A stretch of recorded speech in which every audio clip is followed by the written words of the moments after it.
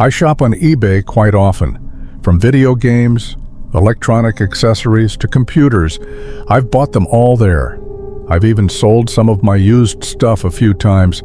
Last year, right before my mom's birthday, I wanted to buy her a new phone. Her old one was really slow and kept freezing. She's an iPhone user, and at that time she was still using an old model, maybe an iPhone 7 or 8. I thought it was the perfect moment to surprise her. I started looking for an iPhone in good condition, but at a discounted price. I knew it was safer to buy from a professional refurbisher, but I got obsessed with finding the absolute cheapest deal. I browsed eBay almost every night, checking out new auctions or newly listed items. Eventually, I found one that seemed too good to pass up. The iPhone was about $100 cheaper than the average price. The pictures looked convincing, taken in the seller's home. In the description, they claimed the phone was still working fine, but they had just upgraded and didn't need it anymore. The seller's profile had a 99% rating, even though they had only sold one item. They were also located nearby, just about 30 minutes from where I live. I figured shipping would be fast and that this was a smart decision, so I bought it. A few days later, the package arrived by mail. But as soon as I opened the box, my heart sank. Inside wasn't the iPhone I was promised, but a cheap Android phone that looked like it cost around $40. It wasn't just the wrong model, it was a completely different phone. I immediately went back to eBay and double-checked the description and photos. There was no mistake. I had definitely been scammed. I messaged the seller, but got no response. After waiting a few days, I reported the incident to eBay and left a negative review to warn other buyers. A few days later, eBay followed up and informed me that the seller's account had been suspended. I also managed to get a refund through my bank. I ended up buying another iPhone for my mom, this time from an official refurbisher, and this time the item was exactly as described. But the problem didn't end there. Just a night or two after I found out the seller's account was banned, I heard a loud noise coming from the back of my house. It was almost midnight. I live alone in a small rental house. The loud noise sounded like something hitting my kitchen window. I stood frozen in my bedroom doorway, trying to be sure I wasn't imagining it. But then I heard it again, even louder, like someone was trying to break the window. I locked my bedroom door and called the police. Moments later, I heard glass shatter. Someone had gotten in. For about a minute, I could hear destruction, things breaking, furniture being dragged or knocked over, and frantic footsteps. Then silence. I held my breath until the police arrived. When I finally came out, my kitchen was completely wrecked. The back window was broken, dishes were shattered, cabinets dented, and the table was flipped over. But nothing was stolen. It wasn't a robbery. It felt more like a message. I'm sure it wasn't a coincidence. The seller knew my address. He had to because he mailed the package. And if he really lived nearby, it wouldn't be hard for him to come himself. Maybe it was because his eBay account got banned.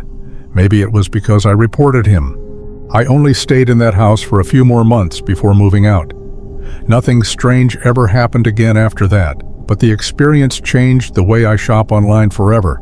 I'm much more cautious now because sometimes internet scams can turn into something much more dangerous in real life.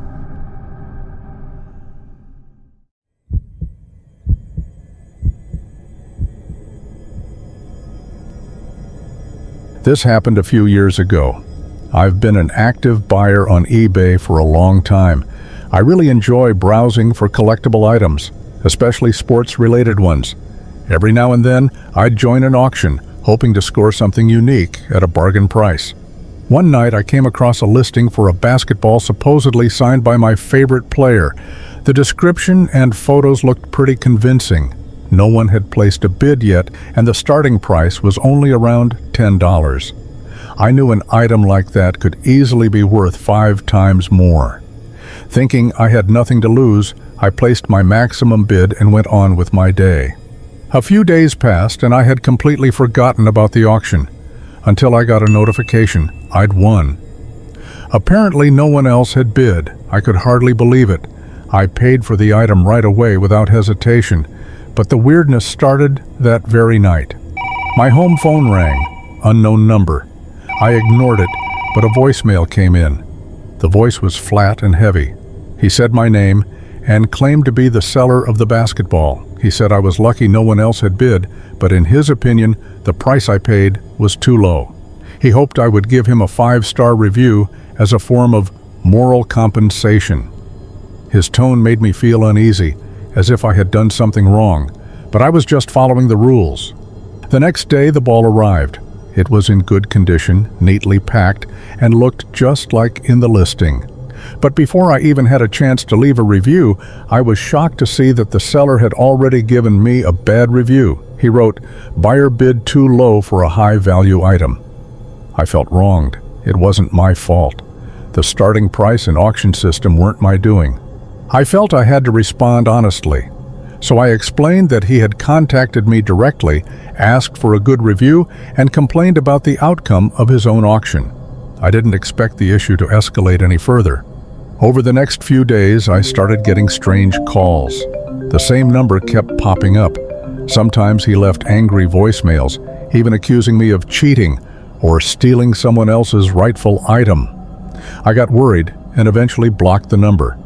But what really sent me into panic mode was one night when there was a knock at my door. I peeked through the peephole and saw a strange man standing there.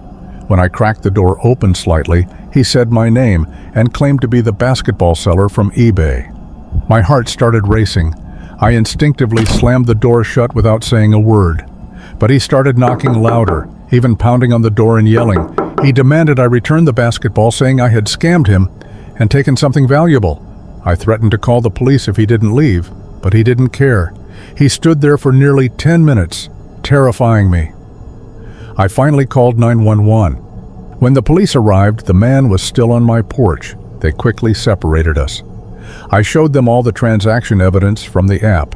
After a brief review, the officers decided I had done nothing wrong and that the ball was rightfully mine. They warned the man not to return and escorted him off my property.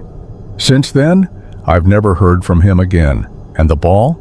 It's still on display. Every time I look at it, I'm reminded not just of the player who signed it, but of the bizarre story that came with it.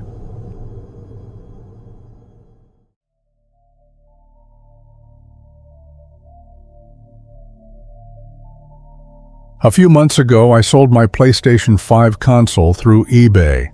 At the time, my friend had decided to switch to Xbox and offered me his PS5 at a really good price. His console was in slightly better condition than mine, so I figured it made sense to sell mine instead. I listed it on eBay using the Buy It Now option because I wanted the sale to be quick and hassle-free. Less than 2 days after posting the listing, someone bought it. The next day, I carefully packaged the console and shipped it to the address listed on the buyer's eBay account. 3 days after shipping, I received a message from him. He said he had just moved to a new house and forgot to update the shipping address on his account. Then he asked me to send the PS5 to his new address instead. I explained that the item had already been shipped several days ago and that the destination couldn't be changed. His response was full of panic. He insisted on a refund, saying he wouldn't receive the package. I told him I was simply following the system, sending it to the address listed on eBay at the time of purchase. After all, it's the buyer's responsibility to make sure their address is up to date. He threatened to report me to eBay, but I wasn't too worried because I knew I had followed the correct procedure. I even suggested that he go to his old address, or if someone else lived there now, try contacting them and asking if they could forward the package. But he refused and just kept demanding a refund.